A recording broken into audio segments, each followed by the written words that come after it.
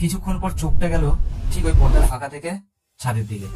পরিষ্কার চোখে দেখলাম যে ডান দিক থেকে যে দিক দিয়ে সিঁড়ি আছে আর বাথরুম আছে ওখান থেকে একটা লাল নাইটি আর ফুল ফুল ছাপা, সেটা পরে ডান দিক থেকে যেদিকে ডেড এন্ড বা দিকে পাঁচিল যেখানে আটকানো আছে সেদিকে একজন গেল।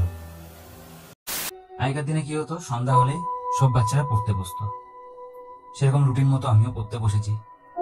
সেদিন বাড়িতে কেউ ছিল না, মা আর ভাই গেছিল মামার বাড়িতে আর বাবা কাজে।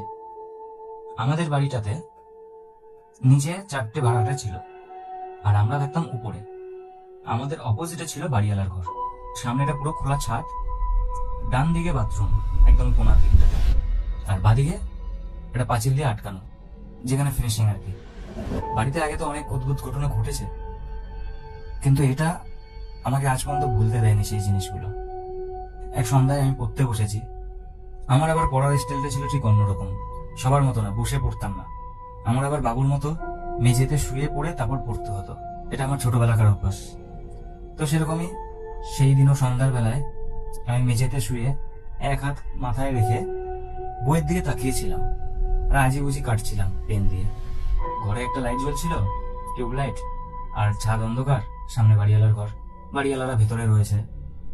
আর একটা কথা এর মধ্যে বলে দিই, বাড়িওয়ালারা রাত 10টা-11টার পরে বাথরুমে আর কেউ যেত না।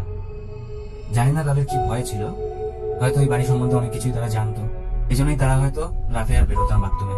তারা একটা মালসা হারিয়ে নিয়ে ভেতরে রাখতো, বাথরুম পায়খানা সব ওতেই করতো, মানে ভয়ের লেভেল এতটাই ছিল। তো আমি সেই সন্ধ্যাবেলায় পড়তে বসেছি সেই রকমই স্টাইলে, আর আমাদের ঘরের সামনেটা একটা পর্দা লাগানো, পর্দাটা নিচের দিক দিয়ে হাফ খোলা যেটা আর কি থাকে, আর ওখান থেকে পুরো ছাদটা পরিষ্কার দেখা যাচ্ছে। উপরে পূর্ণিমার চাঁদ ছিল যেহেতু পুরো ছাদটা চকচক করছে আলোতে। আমি যখন ওই দাগি বুগি আঁকছিলাম খাতায়, কিছুক্ষণ পর চোখটা গেল ঠিক ওই পর্দার ফাঁকা থেকে ছাদের দিকে। পরিষ্কার চোখে দেখলাম যে ডান দিক থেকে যে দিক দিয়ে সিঁড়ি আছে আর বাথরুম আছে ওখান থেকে একটা লাল নাইটি আর ফুল ফুল ছাপা, সেটা পরে ডান দিক থেকে যেদিকে ডেড এন্ড বা দিকে পাঁচিল যেখানে আটকানো আছে সেদিকে একজন গেল।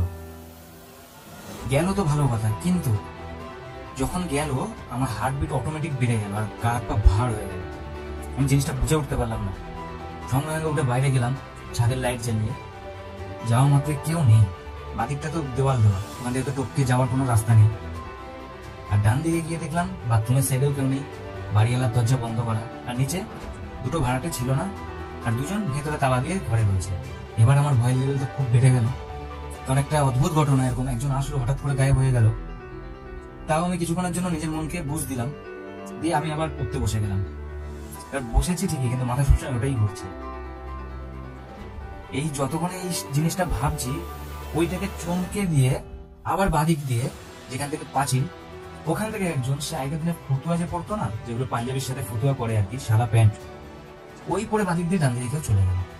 এবার আমার ভয়ে সব অবস্থা খারাপ, সঙ্গে সঙ্গে ছুটে গেলাম ওই ঘরে। বাড়িওয়ালার দরজা নক করছি, ওরা খুলছেও না, আসতে দেরি করছে কারণ ওদের ঘরটা অনেক বড়। সেই মুহূর্তে আমি নিচে ডান দিকে সব জায়গায় একবার দেখে নিলাম, কেউ নেই। দেখে আমি ওদের ঘরে গিয়ে এখন বললাম, যখন বাড়িওয়ালার দিদা বললো, ভুল ভাল দেখছো তুমি, ওইসব কিছু নাই এখানে, এসব কিছু নাই। তখন ভয়ের চোটে ওনাকে আমি চিল্লে বললাম, আমি কি ভুল দেখেছি, না দেখলে আমি এরকম ভয় পাই? তখন বলছে, ঠিক আছে তুমি ঘরে এসে বসো, তোর মা বাবা আসলে তারপর তুমি ঘরে যাও।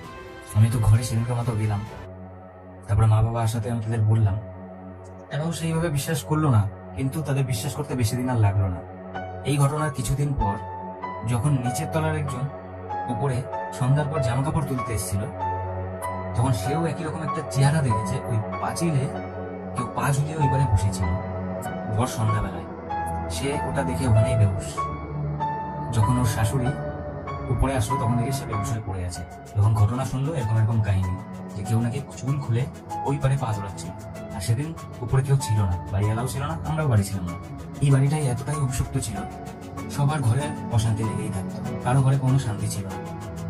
মাঝরাতে কোনো চেয়ার টানার আওয়াজ হচ্ছে নিচের থেকে, কখনো সারাশি ফেলার আওয়াজ, কেউ দৌড়ানোর আওয়াজ। রাত যত বাড়বে সেই আওয়াজ বাড়তে থাকতো। আস্তে আস্তে মাও বুঝতে পারলো, বাবা টের পেল। তারপরে আমরা ঘর ছেড়ে দিলাম। পাশের যে বাড়িগুলো রয়েছে তারা আমাদের বলছে, তোমরা ওই বাড়িতে থাকলে কি করে? তোমরা যে ঘরটায় থাকো ঠিক তার নিচের ঘরটাতে জোড়া সুসাইড হয়েছিল। তখন আমার মা বিশ্বাস করলো যে আমি সত্যি বলছি, আমার জিনিসটা আমার সাথে ঘটেছিল। আর একটা জিনিস অদ্ভুত লাগলো, আমি জেনে এসেছি এতদিন যে ভূত নাকি এখানে সাদা কাপড়েই দেখা যায়, কিন্তু না, লাল কাপড়েও আমি দেখেছি। এইটা হয়তো অনেক কম মানুষই এসব দেখেছে, আর এটা আমার নিজের জীবনের পুরো বাস্তব ঘটনা, যেটা তোমাদেরকে শেয়ার করলাম। আজকের যে ঘটনাটা তোমাদের কেমন লাগলো প্লিজ কমেন্টে জানিও। তোমরাও তোমাদের বাস্তব জীবনে এরকম ভৌতিক ঘটনা আমার সাথে শেয়ার করে দিতে পারো। তার জন্য নিচে ডেসক্রিপশন লিংক দেওয়া আছে, ইমেল আইডি দেওয়া আছে, সেখানে গিয়ে শেয়ার করে দাও।